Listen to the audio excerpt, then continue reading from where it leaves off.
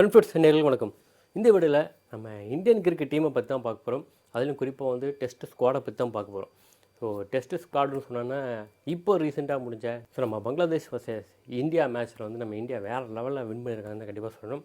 அதிலும் குறிப்பாக நம்ம பையன் அதுவும் அஸ்வினா வேறு லெவலில் பெர்ஃபார்மன்ஸ் பண்ணியிருக்காரு. நம்ம எல்லாருக்கும் தெரிஞ்சுட்டு நினைக்கிறேன். மேன் ஆஃப் தி மேட்சும் வாங்கியிருக்காரு. ஸோ அதை பற்றி மட்டும் இல்லாமல் ரெண்டாவது இப்போ ரீசெண்டாக நடந்து முடிஞ்ச நம்ம துலீப் டிராஃபி பற்றி நிறையா பேச போகிறோம். ஸோ துலீப் டிராஃபின்னு சொன்னோன்னா நிறையா பேருக்கு இப்போ யங் பிளேயர்ஸை நிறையா பேர் ஞாபகத்துக்கு வருவாங்க. அதுலேயும் இப்போ ரீசெண்டாக நிறையா பேர் எக்ஸெப்ட் பண்ணுற விஷயம் என்னென்னு பார்த்தீங்கன்னா, நம்ம ஐசிசி டெஸ்ட் சாம்பியன்ஷிப் ஃபைனலை பற்றி எல்லாருமே பேசிகிட்டு இருப்பாங்க. ஸோ அதுக்கு ஆஸ்திரேலியா வேறு லெவலில் ரெடி ஆகிட்டு இருக்காங்க. ஸோ நம்ம சாதாரண விட்டுறக்கூடாது. அதுக்கு முன்னாடி பார்டர் கவர்ஸ்கர் டோர்னமெண்ட்டும் இருக்குது. ஸோ எல்லாமே ரொம்ப ஹை பீக்கில் எல்லோரும் பேசிக்கிட்டு இருக்காங்க. ஸோ அதற்கு இப்போது நம்ம இந்தியா டீம் எப்படிலாம் ரெடி ஆகுதுன்றது தான் மெயினாக அந்த வீடியோவில் பார்க்க போகிறோம்.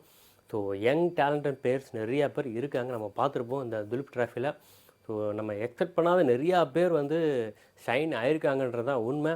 அதிலும் குறிப்பாக பேட்டிங்கில் பார்த்திங்கன்னா ராக்கி புவி அண்ட் ஈஸ்வரன், அதுக்கப்புறம் நம்ம ராவத், ஸோ இந்த மாதிரி நிறையா பேர் சொல்லிகிட்டே போயிட்டுருக்கலாம். ஸோ தங்களை நிரூபிச்சிருக்காங்கன்னு தான் கண்டிப்பாக சொல்லணும். ஸோ இதன் மூலமாக நடக்கவிருக்கிற ஐபிஎல்லில் கூட இங்கே நிறையா பிளேயர்ஸ் வாய்ப்பு கிடைக்கும்னு சொல்லிட்டு இருக்காங்க. ஸோ அதையும் பொறுத்து இருந்தால் பார்க்கணும். ஸோ அந்த மாதிரி வாய்ப்பு கிடைக்கும் பட்சத்தில் இன்னும் இன்டர்நேஷ்னல் லெவலில் மற்ற பிளேயர்ஸ் கூட ஜாயின் பண்ணி ட்ரைனிங் எடுக்கிறதுக்கு ஒரு நல்ல வாய்ப்பாக இருக்கும்.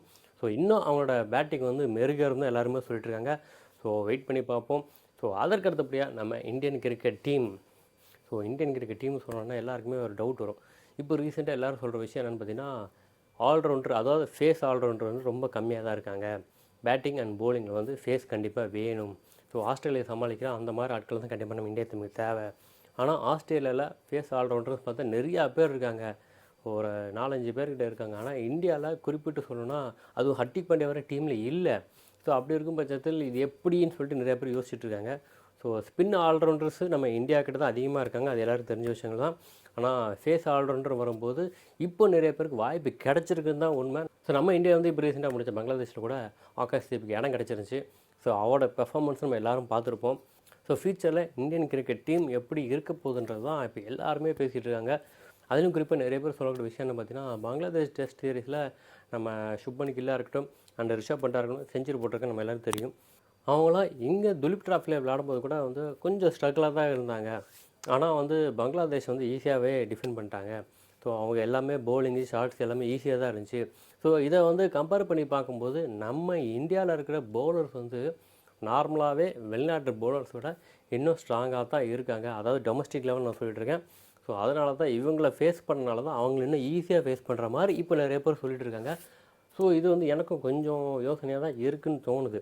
ஸோ கண்டிப்பாக பங்களாதேஷ் பவுலர்ஸோட நம்ம டொமஸ்டிக் லெவலில் இருக்கிற பவுலர்ஸ் நல்லா ஸ்ட்ராங்காக இருக்காங்க அப்படின்னா கண்டிப்பாக இந்தியன் டீமோட ஃபியூச்சர் ஸோ கண்டிப்பாக ஹெல்த்தியாக தான் இருக்கும். அதில் எந்த ஒரு சந்தேகமும் இல்லை. ஸோ அதை பற்றி நான் உங்கள் கருத்து என்னவோ அதையும் கண்டிப்பாக கமெண்ட் செக்ஷன் மென்ஷன் பண்ணுங்கள். இது எல்லாத்தோட நடக்கவிருக்கிற ICC world test championship, so அதை பற்றி கண்டிப்பாக பேசி ஆகணும். மேக்ஸிமம் ஆஸ்திரேலியா தான் வரும், இந்தியா தான் போகும் தான் எல்லாருமே சொல்லிகிட்டு இருக்காங்க. ஸோ அதற்கு இந்தியன் ஸ்குவாடு இந்தியன் டீம் எப்படி இருக்கணும்னு இப்போ இருந்து நிறையா பேர் பிளேயிங் 11 யாராக இருக்கணும் வரைக்கும் எல்லாருமே போட ஆரம்பிச்சிட்டாங்க. அதில் குறிப்பாக ரோஹித் சர்மா அண்ட் விராட் கோலிக்கு இடம் எப்போவுமே இருக்கும்.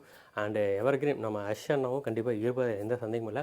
அண்ட் ஜட்டு குறிப்பாக அவரையும் சொல்லி தான் ஆகணும். ஸோ அதற்கடுத்தப்பட இன்னும் நிறைய பேர் சொல்லக்கூடிய விஷயம் பார்த்தீங்கன்னா, ஃபேஸில் ஷமி கண்டிப்பாக இருக்கணும்ப்பா. நீங்கள் யார் இருக்காரோ இல்லையோ, பும்ரா இருப்பாருன்னு எல்லோரும் தெரிஞ்ச விஷயம் தான். ஸோ அடுத்தபடியாக கண்டிப்பாக ஷமி இருக்கணும். அவரோட எக்ஸ்பீரியன்ஸு கண்டிப்பாக அங்கே தேவைப்படும் சொல்லியிருக்காங்க. ஸோ அதை பற்றி நம்ம பிசிசி மேனேஜ்மெண்ட் கண்டிப்பாக யோசிப்பாங்க. ஸோ அவரோட ஃபிட்னஸ் முழுமையாக பூர்த்தி அடையும் பட்சத்தில் கண்டிப்பாக அவரும் இந்தியன் டீமுக்கு வருவார். ஸோ இன்னும் நம்ம இந்தியன் டீம் ஹெல்த்தியாக தான் இருக்கும், அதில் எந்த சந்தேகமும் இல்லை. ரெண்டாவது, இப்போ துலீப் டிராஃபியில் ஷைனான சில பிளேயர்ஸ் யாரெல்லாம் நம்ம இந்தியன் டீம் ஸ்குவாடுக்குள்ளே வந்தால் நல்லாயிருக்கும் நீங்கள் நினைக்கணும், கண்டிப்பாக அதையும் கமெண்ட் செக்ஷன் மென்ஷன் பண்ணுங்கள். ஸோ இதற்கு அடுத்தபடியாக நடக்கக்கூடிய நியூசிலாந்து டெஸ்ட்டாக இருக்கட்டும் அண்ட் அதற்கடுத்து நடக்கக்கூடிய பார்டர் கவர்ஸ்கர் டோர்னமெண்ட், ஸோ இது எல்லாமே அடுத்தடுத்து வந்துட்டு தான் இருக்குது. நியூசிலாந்து டோர்னமெண்ட்டு கண்டிப்பாக ஹர்திக் பாண்டியா உள்ளே கொண்டு வரணும் அப்படி தான் இப்போ எல்லாருமே பேசிகிட்டு இருக்காங்க. ஸோ எனக்கும் அந்த உறுத்தல், ஸோ எனக்கும் அந்த டவுட் இருந்துட்டு தான் இருந்துச்சு. ஸோ ஆனால் இப்போ ஹர்திக் பாண்டியா கண்டிப்பாக உள்ளே வருவார். இப்போ ரீசெண்டாக அவர் ரெட் பால் ப்ராக்டிஸ் எடுக்க ஆரம்பிச்சிட்டாரு. அதுவும் பவுலிங் போடுறாரு, பேட்டிங் ஆடுறாரு. ஸோ அடுத்து நியூசிலாந்து டெஸ்ட்டில் கண்டிப்பாக அவர் இருப்பாருன்னு சொல்லிட்டு இருக்காங்க. நம்ம வெயிட் பண்ணி பார்ப்போம். ஸோ ஹர்திக் பாண்டியா மாதிரி ஒரு ஆல்ரவுண்டர், அதுவும் ஃபேஸ் பவுலர் கண்டிப்பாக தேவை. ஸோ ஃபியூச்சர் இந்தியா பார்த்திங்கன்னா எனக்கு தெரிஞ்சு ஸ்பின்னை விட இப்போ ஃபேஸர் தான் அதிகமாக இருக்குன்னு தான் கண்டிப்பாக நான் சொல்லணும். ஸோ இதைத்தான் வந்து நிறைய பேர் வந்து சொல்லியிருந்தாங்க. ஆஸ்திரேலியா கிட்ட ஃபேஸர் நிறைய பேர் இருக்காங்க, ஆனால் இந்தியா கிட்ட இல்லைன்றாங்க. ஆனால் இப்போ என்னை பொறுத்த வரைக்கும் இந்தியா கிட்ட தான் அதிக ஃபேஸர்ஸ் இருக்காங்க தான் என்னோட கருத்து. அதுலேயும் ஒரு இன்டர்நேஷ்னல் டீமுக்கு எதிராக வந்து இங்கே டொமஸ்டிக்கில் அதை விட சிறப்பாக போல் பண்ணுறாங்கன்னா கண்டிப்பாக வந்து நம்ம ஆஸ்திரேலியாவுக்கு எந்த அளவுக்கு டஃப் கொடுக்க போகிறோன்றது சந்தேகமே இல்லை. இதைத்தான் ஆஸ்திரேலியாவும் யோசிச்சுட்டு இருப்பாங்க. ஸோ அவங்க என்னென்ன யுக்திகளை கையாள போகிறாங்க, ஸோ ஃபியூச்சர் இந்தியாவை சமாளிக்கிறதுக்கு என்னென்னலாம் பண்ணுவாங்கன்றது தான் இப்போ அங்கே பெரிய டிஸ்கஷனாக போயிட்டுருக்குன்னு தான் உண்மை. ஸோ அது நிறையா சீனியர் பிளேயர்ஸும் சொல்லியிருந்தாங்க. ஸோ ஆஸ்திரேலியா வந்து நம்ம சின்ன சின்ன மேட்சையும் சின்ன சின்ன நூல்கள் எல்லாத்தையும் வாட்ச் பண்ணிட்டுருக்காங்க. கண்டிப்பாக துலீப் ட்ராஃபியும் கண்டிப்பாக அவங்க வாட்ச் பண்ணியிருப்பாங்க. எந்தெந்த பிளேயர்ஸ் எப்படி எப்படி போல் பண்ணுறாங்க, எந்தெந்த பிளேயர்ஸ் எப்படி அவுட் ஆகிறாங்க, ஸோ அவங்க எப்படி பேட்டிங் ஆடுறாங்க, இந்த மாதிரி விஷயங்கள் எல்லாத்தையும் கண்டிப்பாக வாட்ச் பண்ணாங்க. ஸோ இப்போ இருந்தே வந்து ஃபியூச்சர் இந்தியா எப்படி வரப்போகுதுன்றதை நம்மளோட அவங்க ரொம்ப ஷார்ப்பாக உன்னிப்பாக கவனிச்சிட்டு இருக்காங்க தான் உண்மை. ஸோ நம்ம இந்தியன் டீமை பற்றி இப்போது என்ன நினைக்கிறோம் அதையும் கண்டிப்பாக கமெண்ட்ஸ் மென்ஷன் பண்ணுங்கள். அதற்கு அடுத்தபடியாக நான் ஆல்ரெடி சொன்ன மாதிரி தான் துலீப் ட்ராஃபியில் விளாண்ட பிளேயர்ஸ் யார் யாரெல்லாம் இந்தியா டீம் வந்தால் நல்லாயிருக்கும் நீங்கள் நினைக்கிறோம் கண்டிப்பாக அதையும் கமெண்ட் மென்ஷன் பண்ணுங்கள். இதுக்கு நடுவில் நம்ம ருத்துராஜா இருக்கட்டும் அண்டு கில்லாக இருக்கட்டும், கில்லு தான் திருப்பி நம்ம ப்ரூவ் பண்ணியிருக்காரு அவரை. அதுக்கடுத்து சஞ்சு சாம்சன் கண்டிப்பாக நம்ம சொல்லி தான் ஆகணும். திலக் வர்மா. ஸோ நம்ம யார் யாரெல்லாம் ரொம்ப எதிர்பார்த்தோமோ அவங்களும் ஷைன் ஆயிருக்காங்கன்றது தான் உண்மை. அதில் எந்த ஒரு மாற்று கருத்துமே இல்லை. பங்களாதேஷ் டோர்னமெண்ட்டில் மட்டும்தான் நம்ம ரோஹித் சர்மா அண்டு விராட் கோலிக்கு லைட்டாக வந்து ஏதோ ஒன்று ஒர்க் அவுட் ஆலன்னு மட்டும்தான் எனக்கு தெரியுது. ஸோ அடுத்த டெஸ்ட்டில் கண்டிப்பாக அவங்க தங்களை நிரூபிப்பாங்க தான் எல்லாருமே சொல்லிட்டு இருக்காங்க.